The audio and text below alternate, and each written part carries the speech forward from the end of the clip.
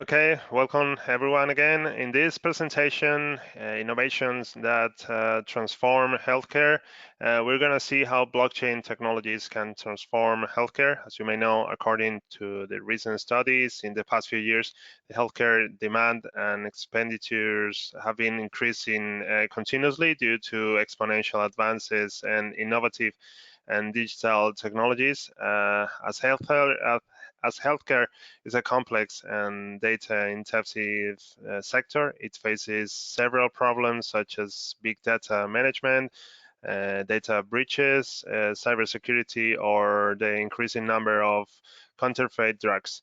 That is why distributed ledger technologies, blockchain, are considered as potentially transformational technologies for many industries and sectors, including, of course, healthcare industry.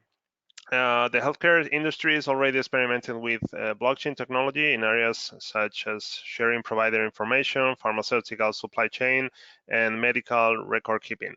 So this webinar will provide an overview of the blockchain technology and how it may impact the healthcare industry.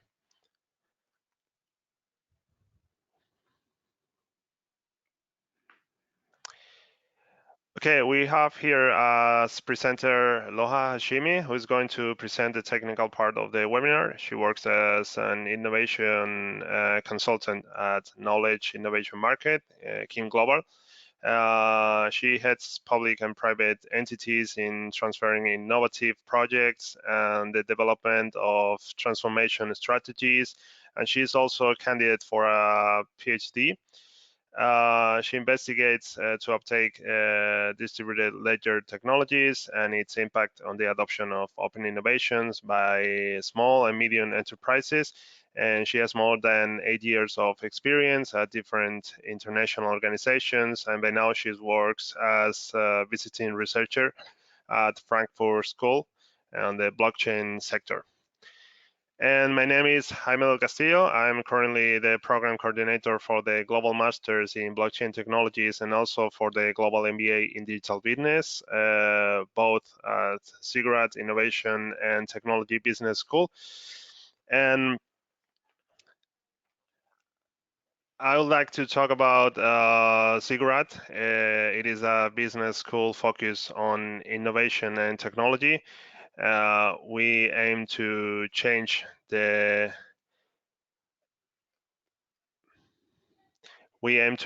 change the educational sector and contribute to the development of society through disruptive training and also digital transformation.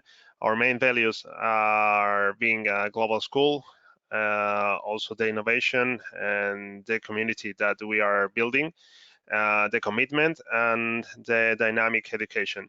Cybersecurity was founded more than 17 years ago, and they wanted to create a new disruptive institutional education, and these are the three main programs that we have had at this moment: the Global MBA in Digital Business, the Global Masters in Blockchain Technologies, and the Masters in Global Smart City Manager.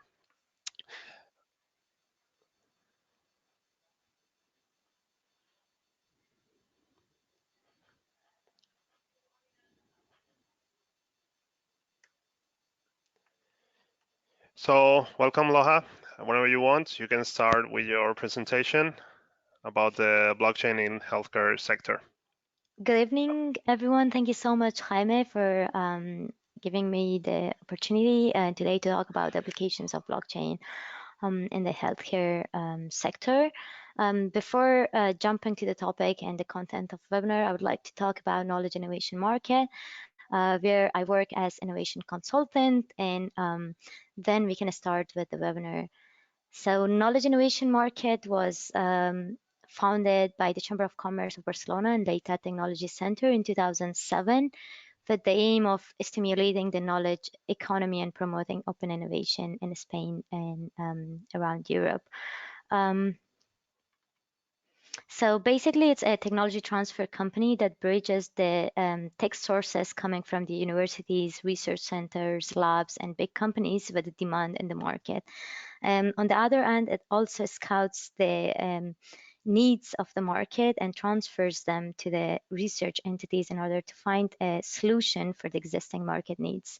The services that are provided by the knowledge innovation market are tech transfer, asset valuation, commercialization, creation of business models, IP protection, financing, and value chain, marketing of research and development, lean innovation and digital transformation, systemization of innovation, business build-up, and we also provide in-house trainings related to new technologies.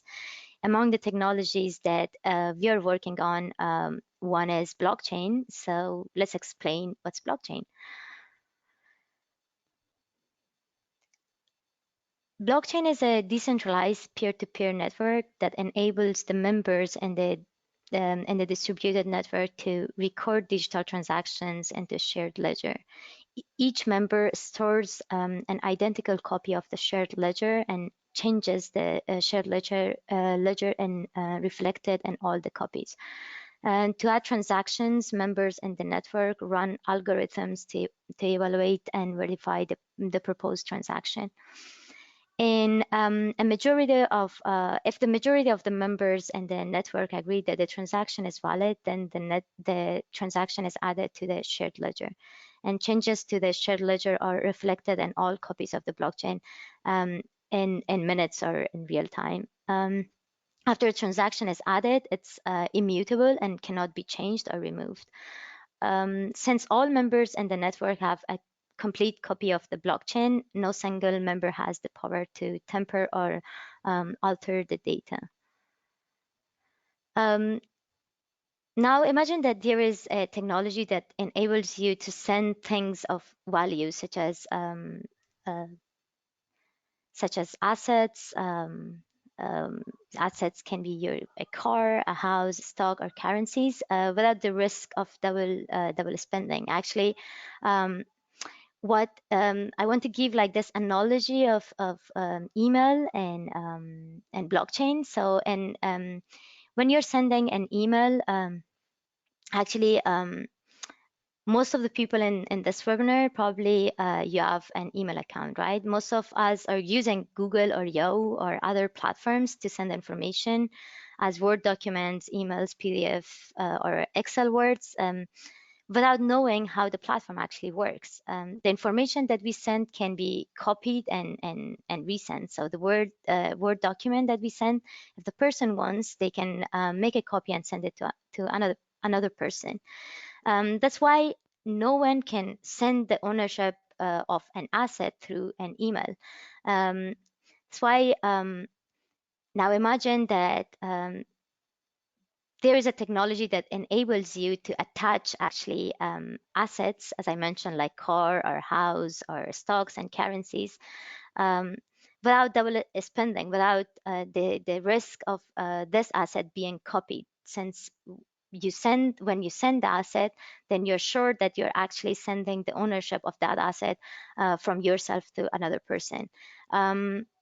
And with blockchain, for example, Alex will be able to transfer assets such as $100 bill note to Maria in a secure and immutable, fast, and actually cheap way. The only thing that Alex will need is the public address, the same as an email that we need the email address of the person. In blockchain also, we just need the public address of, in this example, for example, Maria, and Alex. Only by having the public address of Maria will be able to send money to the other person. So sometimes blockchain is considered to be a revolutionizing technology, and also revolutionizing the world the same way as internet did. So with internet, information is transferred from one person to another, and it is believed that with blockchain, value can be transferred from one peer to another without intermediaries. Thus, as internet actually changed the way postcards were sent, hopefully blockchain will change the way that value is transferred. As a paper information and postcards has given its place to digital email, anything of value that now the ownership is proved by a notary and signed paper document can be digitalized and transferred with blockchain. So imagine that in future, instead of having the title of your house and paper, you actually tokenize it, and then by sending the token to another person, you're actually transferring your value or the title of your house to that person. So we're moving from Web 1 and Web 2, which was basically enabling users to transfer the copies of data such as text, images, videos, and music to blockchain that enables transfer of ownership. And the types of transaction can include intangible assets, such as currency, shares, copyrights, and patents, um, tangible assets such as real estate and goods, and also obligations such as contracts and pledges. Now, let's see what are the problems within the existing healthcare system, and then discover how blockchain can help to solve some of these challenges. Um, One of the problems in the existing healthcare system is interoperability. It is the ability for heterogeneous information technology systems and software applications, such as the electronic health records, um, to communicate, exchange data, and use the exchange data. Allowing information systems to work together within and across organizational boundaries is important to improve effective care delivery for individuals and communities. For example, interoperability enables providers to securely share patients' medical records with one another, of course, given the patient permission to do so, regardless of provider location and trust relationship between them. A key problem in production of healthcare systems today is the lack of secure links that can connect all independent health systems together to establish an end-to-end reachable network, while protecting healthcare professionals with some level of privacy. It can be seen that sometimes due to incompatibility of hospital software, such as vendor-locked electronic healthcare record systems, and lack of access to data outside the healthcare environment, such as firewall protected clinic databases or patient collected mobile health data, doctors and physicians actually do not get access to health records. Also, it's hard to maintain these systems since an interface change on one system requires other parties in the trusted network to adopt the change as well.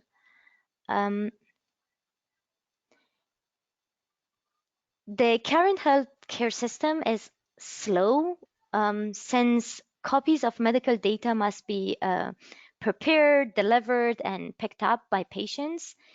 And the law allows actually the providers or the hospitals up to 30 days to supply medical records to patients, although sometimes providers may only take 5 to 10 business days to prepare non-critical health records.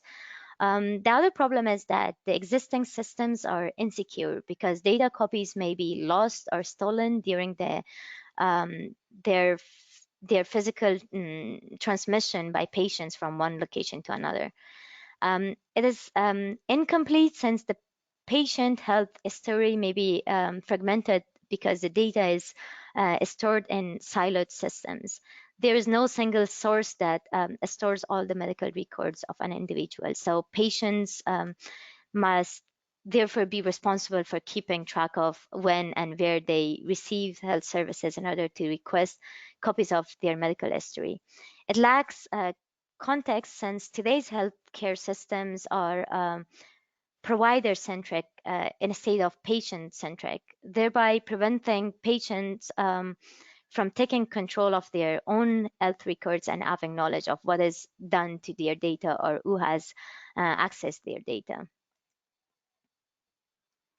So as I mentioned, like the patient-centered care systems might be the future. So the healthcare industry is shifting from volume-based care, which was mainly fee for service, in which providers are incentivized to provide more treatments because payment is proportional to the quantity of care, to value-based care that actually promotes patient-centered care with higher quality.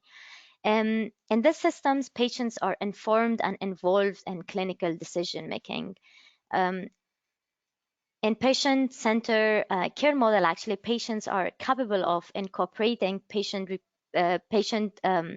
reported experience measures and patient recorded outcome measures, such as symptoms or health status collected from their wearable and mobile devices into their medical story. Patients should also be given easy access to their medical records with a comprehensive view of their entire health story, which could potentially reduce information fragmentation and inaccuracy caused by communication delays or coordination errors, and in turn improves the care continuity and quality. Ideally, all health systems would provide automatic notifications for patients to access their clinical data in real time. Example can be as records are entered into the system or when lab results are available, uh, then the patient can be notified. In addition, in patient-centric care, it's necessary for patients to control when and to whom their health data is shared, and to choose what pieces of information they would be willing to share.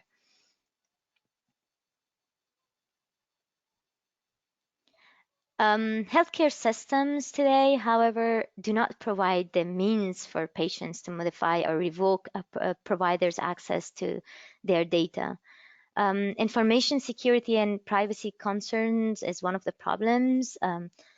So despite the need for data sharing, it increases the risk of sensitive data breaches without a highly secure infrastructure in place.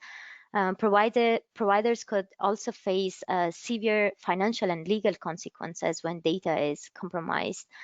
Um, and lack of trust between providers is another problem because of security regulations. Care providers must be able to identify other providers and also trust their identities before any patient health-related communication occurs. So trust relationships are often exist between in-network providers and health organizations, but they're particularly difficult to establish when the data receiving care office does not use the same health system with a shared provider directory, such as in a private practice or in a hospital network. And the other problem faced in the patient-centered care systems are scalability. Medical data are actually, they might contain large volumes of data like medical images, especially in cancer patients or patients with chronic conditions. And these large scale data sets are difficult to share electronically due to limitations in bandwidth and restrictive firewall settings, such as in rural areas. Another problem in the existing healthcare system has prescription opioids. Opioids are often used as medicines because they contain chemicals that relax the body and can relieve pain. Prescription opioids are used mostly to treat moderate to severe pain, though some opioids can be used to treat coughing and other diseases. Opioids can also make people feel very relaxed and high, which is why they are sometimes used for non-medical reasons. This can be dangerous because opioids can be highly addictive, and overdoses and death are common. If you use a lot of opioids, then there are the risks of being killed by the medicine. Heroin is one of the world's most dangerous opioids. And now let's see what's the problem here. Um, so the problem is that healthcare providers today are incentivized to prescribe opioids to patients. For example, providers incur less face time with patients and fewer costs associated with the patient's care, and thus greater profits from higher returns. Likewise, pharmacies are incentivized to produce and distribute opioids, since the more they sell, the higher their bottom line and the greater their return to shareholders. Moreover, patients are also incentivized to consume opioids, because in the treatment of pain and physical therapy or post-surgery, recovery can be frustrating and sometimes disappointing. Opioids actually provide a short-term relief and at the cost of addicting a patient. Um, this self-fulfilling cycle can thus benefit from a technological solution that realigns these incentives.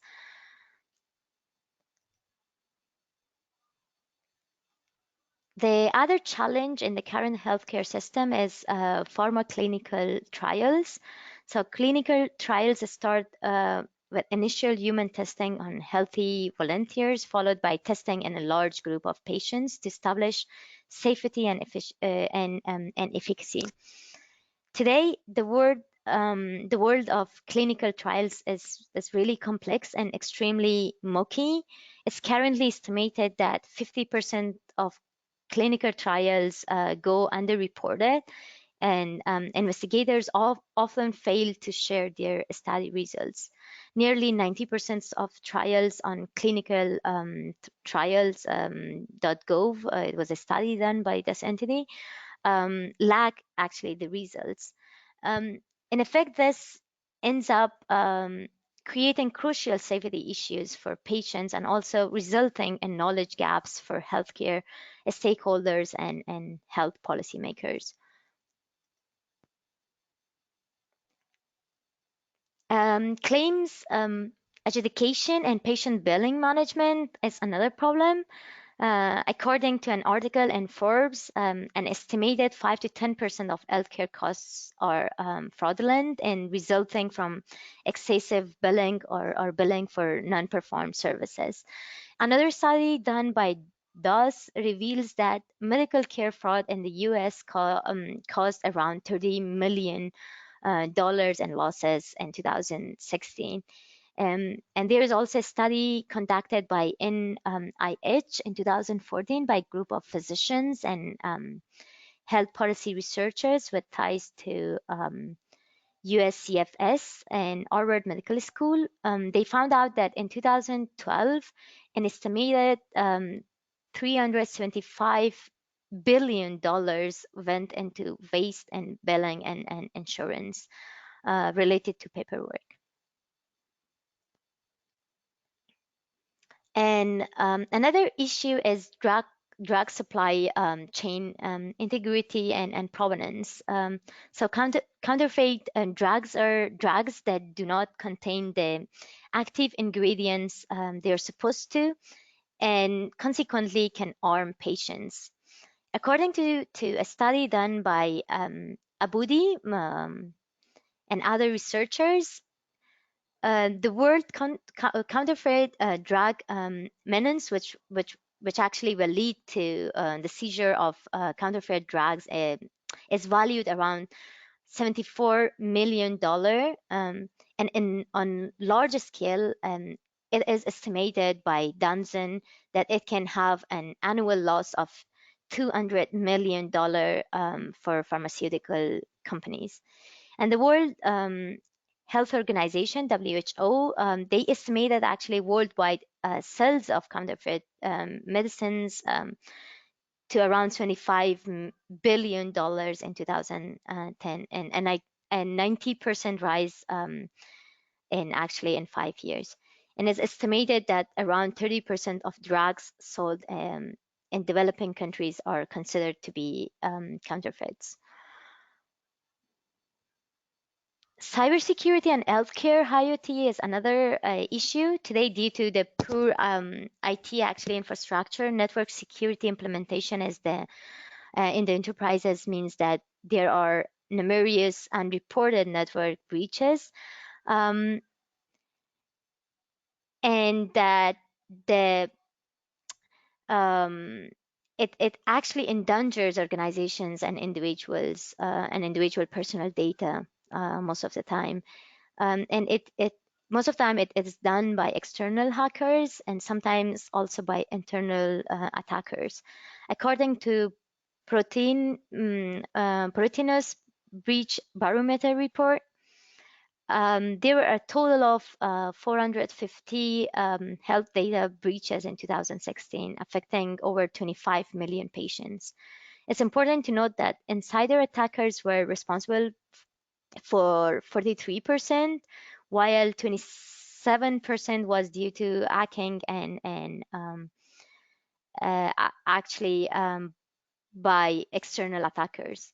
Furthermore, with increasing growth of connected healthcare devices, it will continue to be very challenging for existing health IT infrastructure and architecture to support the ever evolving Internet of Medical Things ecosystem. So now let's talk how blockchain actually can help to solve some of the existing challenges within the healthcare systems. So from this slide on, I will talk about the applications of blockchain in healthcare. And one of the promising usage of blockchain actually is in health, in electronic health record. Blockchain can enable a secure way of registering and transferring of data from first stage of generation to the point of retrieval. So blockchain could enable data exchange systems that are cryptographically secured and irrevocable. This would enable seamless access to historic and real-time patient data while eliminating the burden and cost of data reconciliation. Thus, it can further facilitate clinical research and collaboration of different entities. And having the immutability feature helps in fraud detection by not allowing any duplication or modification in the transaction, and eventually allows a transparent and secure transaction.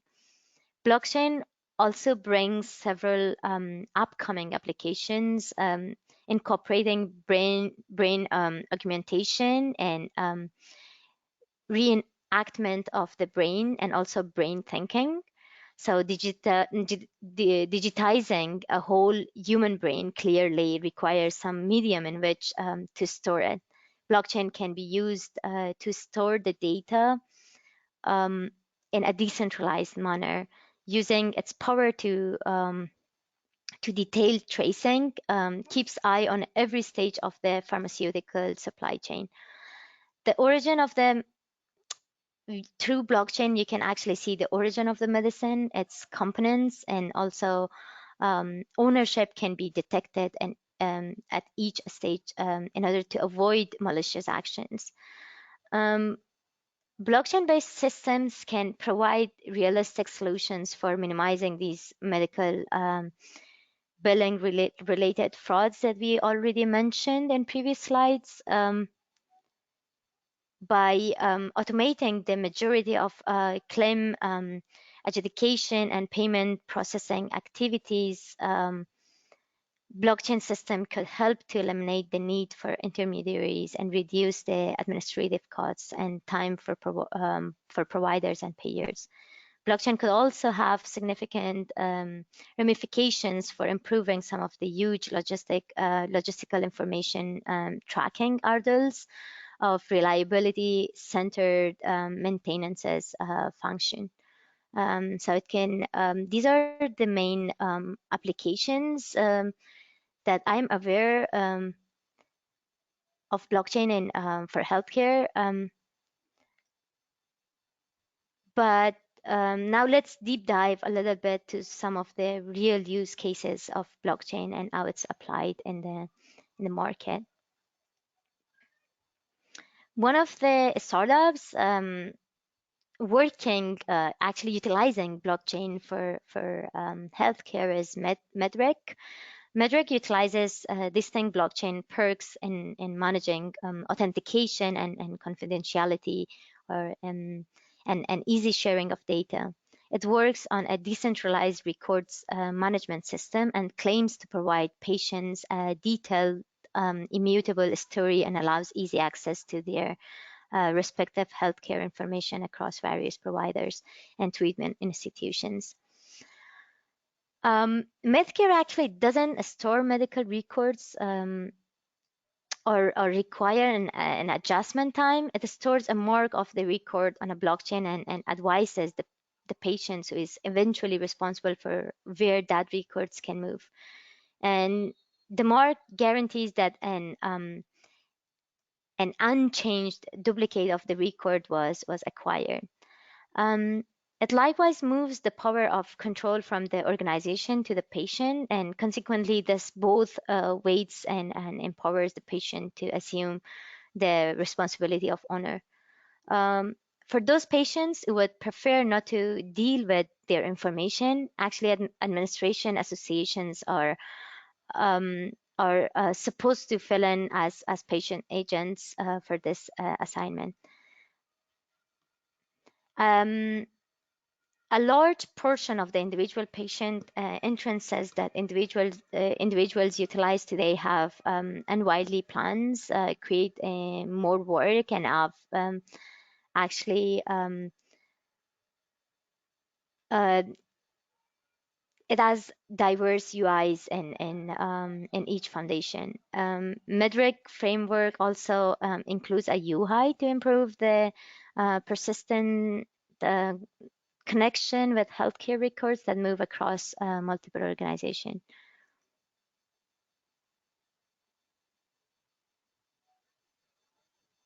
Another startup in this field is MedShare. MedShare can be a potential solution for data provenance, also auditing and secure data. It's a blockchain system for medical data exchange among untrusted parties, and MedShare could be used to share medical data and maintain electronic health records among cloud service providers, hospitals, and also healthcare research entities with greater data provenance and personalized audit control. Also, it minimizes the possible threats to data security and privacy. Guardtime is another blockchain security company. It seeks to register every update and access to healthcare records in the blockchain. And they signed a deal with the Estonian e-health authority to secure the country's health records and also to create a network that can be used by patients, providers, and also private companies or the governments to access information in a safe way. My Health, My Data is Horizon 2020 research and innovation action, which aims at fundamentally changing the way sensitive data are shared. My data, My Health, My Data is actually poised to the first open biomedical information network centered on the connection between organizations and individuals, which is actually encouraging hospitals to start making anonymized data available for open research, while also promoting citizens to become the ultimate owners and controllers of their health data. Um, it is intended to become a true formation marketplace based on new mechanisms of trust and direct value-based relationships between EU citizens, hospitals, research centers, and businesses. Another good project is BraunTech. BraunTech is an Australian blockchain company that built a platform CyFMD, to improve and facilitate data sharing using smart contracts on the Ethereum blockchain. It actually it is claimed that it improved data sharing, and as you know, improved data sharing will influence the accuracy of the diagnosis and reduces the potential for common clinical errors. One of my favorite is Blockchain Health. Blockchain Health is a software company based in San Francisco, California. It's seeking to revolutionize the relationship between blockchain application company operating out of San Francisco and seeking to revolutionize the relationship between medical researchers and users, so users can share their medical data while maintaining control.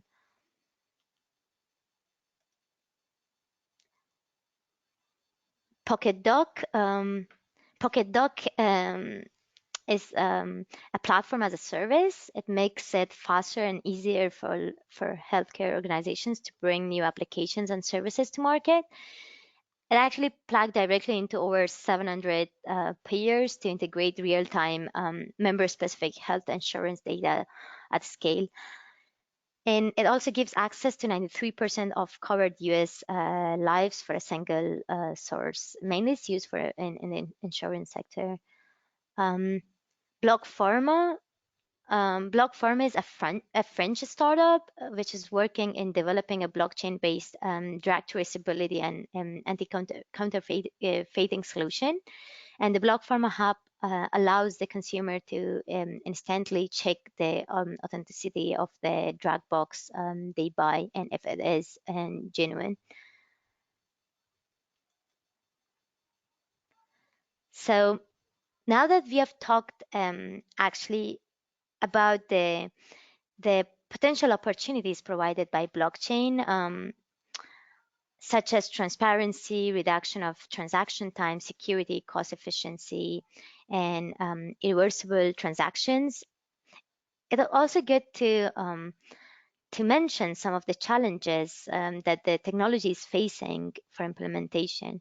The very first one and the most crucial challenge is the security and privacy of data.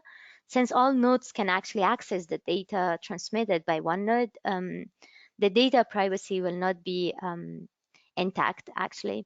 Absence of a third party for authorization requires the patient to select one or more representatives that can access this information and or not only information, also medical history on their behalf. And in the case of emergency, this person, this representative can further allow a set of other people to access the records of the same patient, which may create a huge data privacy and security threat. And involving a high security mechanisms to the data will in turn result in hurdles in transferring the data from one block to another, and thus the receivers will have access to limited or incomplete data. Further, blockchain networks are prone to a kind of security breach. Another challenge that appears on this front is management of storage capacity. Blockchain was actually designed to record and process the transaction data, which has a limited scope, so it doesn't need heavy storage. But in the healthcare sector, there is a large amount of data that must be proceeded on daily basis, from patient records to health history and also to test reports to MRI scans or X-rays and other medical images. All the data in blockchain scenario will be available to all the nodes in the chain, which requires a massive storage space. Moreover, applications of blockchain are transaction-based, and hence the databases used for this technology have a tendency to grow at a rapid rate, actually. Due to increasing size of databases, the speed of record searching and accessing becomes low, which is highly unsuitable for the types of transactions where speed is actually essential. Therefore, a blockchain solution needs to be scalable and resilient in order to be used in the healthcare sector. And another challenge, which is which the technology is facing, is the issue of interoperability. Although it solves it can kind of um, be used as a remedy for interoperability in the healthcare sector, but it also suffers itself from interoperability. This is making blockchain from various communication providers and services talk to one another seamlessly and appropriately. Just imagine that you have different blockchain systems and you want them to work at the same time together, and also transfer data from one system to another system, or to make sure that the data that you give to one hospital can be reached and accessed in another hospital, which is again like raising concerns related to interoperability. And this challenge creates hindrances in the effective sharing of data. Blockchain blockchain technology is still in its infancy, and thus towards its practical implementation in medicine and healthcare, it will certainly face some standardization challenges. So a number of well authenticated and certified standards would be required for international standardization authorities. And if we have like international standard authorities, these can these predefined standards would be helpful to evaluate the size and data nature and also format of the information exchange in blockchain application. Blockchain technology is also, since it's still evolving and therefore faces some social challenges, like cultural shift, besides I mean, besides all the other challenges that I mentioned, accepting and actually adopting a technology that is completely different from the traditional work methods never comes easy. Although the medical industry is slowly moving towards digitization, there's still a long way to go for it to completely move on to this technology, especially to ones like blockchain, which is yet not being validated in clinical aspects. Convincing doctors to switch from paperwork to making use of technology will take time and effort. And due to its low adoption rate in the health sector, the technology and policies offered are relatively low. So I think that's what I wanted to talk about. Thank you so much for actually paying attention and being with me till now. So if you have any questions, as Jaime already mentioned, you can write them in the question box below. If we have time, I will answer them at the end of the webinar. If not, I will reach out by email and I will try to answer all your questions. Now I will give the webinar to Jaime, and he wants to talk about the master degree that Ziggurat is offering. Jaime? Okay, thank you so much for your presentation, Loha. Not at all. My pleasure. Okay, I'll try to be fast so we can go to Q&A. Now let's talk about the Global Masters in Blockchain Technologies, which Ziggurat is offering. So Ziggurat is offering the Global Masters in Blockchain Technologies to give a solution and try to implement these technical solutions either for the healthcare sector or for other sectors or industries. This master has a pretty interesting faculty board. field of blockchain experts. Some of them are influencers in the blockchain world. Some of the examples are Gunther Dobrout. He's Doctor of Laws and partner of and leader on PricewaterhouseCoopers. Daniel Diemers, who is in innovation strategy and head of blockchain at EMEA. Sally Eves, who is at Forbes Technology Council, and also Philin Sadner, who is the head of blockchain center at Frankfurt School, Robin Wenninger and Anders Inset. They're working on the European World Economic Forum and also in the German Entrepreneur Center, and also focused on blockchain technologies. Kambiz Jafari, who works at EdgeCoin, an educational blockchain institution. Edward Kotish, founding engineer at Glassdoor.com, and Amit Varma, who is the CTO at Citibank. Professors are one of the main points of this program, as participants are learning from the original blockchain experts. Okay, this program is aimed to technical and business profiles, C-level executives, entrepreneurs, technicians, and government officials. It will give a better understanding about blockchain capabilities. The main topics are the blockchain architecture, cryptocurrencies, smart contracts, and also legal implications, among others. And participants will be able to choose between two paths depending on the professional profile. These two paths will be the technical path and the business path. Once it is completed, all participants will understand, assess, and apply blockchain. A final project is requested, and it will be focused on developing a blockchain software application if they choose the technical path, or a blockchain business model company if they have chosen the business path.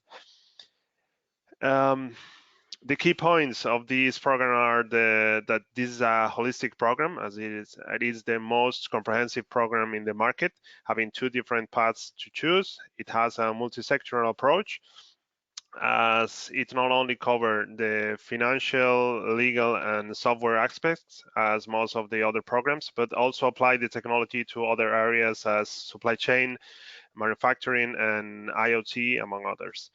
As we have already said, most of the members of the faculty board are industry influencers. We have also talked about the two program paths, so it can be adapted to any kind of professional profile. The program has a global networking, as it is taught in English, and the students are from all over the world. There's a professional project consultancy, as while the participants are doing the final project, they get insights from all of the professors. Also, you can develop your own project, as it is going to be focused on your idea. And also, another one of the key points is the SIGGRAD Student Week, which will be on Barcelona this year. Many of the students from all the programs of SIGGRAD are meeting for 5 days in Barcelona. Also, let's talk about the academic content of the program, which is separated in the introduction to blockchain fundamentals, the deep understanding of the technology and the economics, and then the application of the blockchain technology, divided in the two paths I mentioned before, the business and the development path. And depending on the path you are choosing, the final project will be the business model based on blockchain technology or the blockchain software application. Here you can see what is inside each of the blocks and the modules. On the introduction block, there's a bit of cryptography and security, the trust and the transparency economy, and basic of blockchain architecture. In the deep understanding block, there's legal and regulation, cryptocurrencies, token economies, and ICOs, and advanced blockchain architecture. And in the application one, there's first part of business application and use cases, and then for the business path, the lean business modeling for blockchain and the challenge, scalability, and the future of blockchain.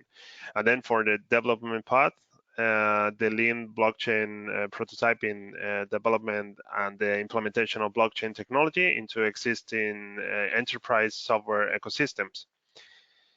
And how are you going to do it? How are you going to learn? You're going to use Canvas, which is the best learning platform you're going to find at this moment in any institution in the world.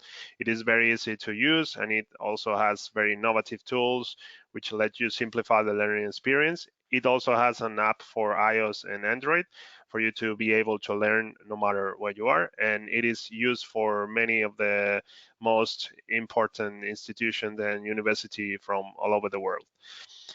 And I will also like to talk about the degree you can obtain. It is a double degree, and you will get not only the diploma from SIGRAD, but also from the IL3 University of Barcelona. It is a great opportunity for you, as it is a very big institution with thousands of students and known all over the world. I would also like to talk about the favorite part for many of the SIGRAD students, the SIGRAD Student Week, which will be held from July 22nd to July 26th this year in Barcelona. This is an amazing opportunity for you to learn directly from the key experts in blockchain, many of them professors of the program.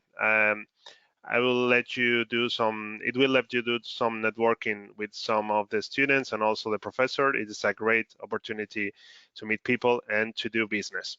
It includes on-site sessions, soft and hard skills, workshops, conferences, joint ventures, networking sessions, and it is 5 days in Barcelona, and it is done annually.